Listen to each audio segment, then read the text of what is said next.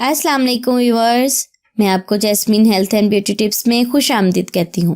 Blood pressure एक ख़तरनाक मर्ज़ है। इसकी कमी और ज़्यादती दोनों ही इंसान के लिए नुकसानदेह है। ब्लड प्रेशर एक ऐसी बीमारी है जो इंसान के रवैयों और उतार चढ़ाव से भी होती है। इसमें बहुत ज़्यादा परहेज़ करनी पड़ती है। दिल का घबराना, उल्टी आना, चक्कर, कमज़ोरी, ये तमाम कैफियत ब्लड प्रेशर में महसूस की जा सकती हैं। आज की मेरी वीडियो में मैं आपको लो ब्लड प्रेशर का कामयाब फार्मूला बताऊंगी।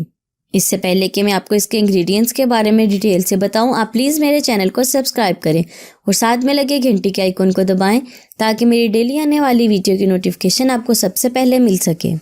इसके लिए आपको लीमू चाहिए 1 अदद, शहद चाहिए आपको 2 चम्मच और लौंग का पाउडर चाहिए आपको 1 चुटकी और गर्म पानी चाहिए आपको 1 कप।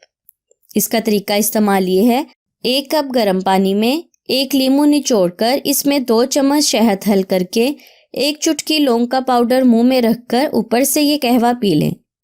लो ब्लड प्रेशर का ये कामयाब फार्मूला है।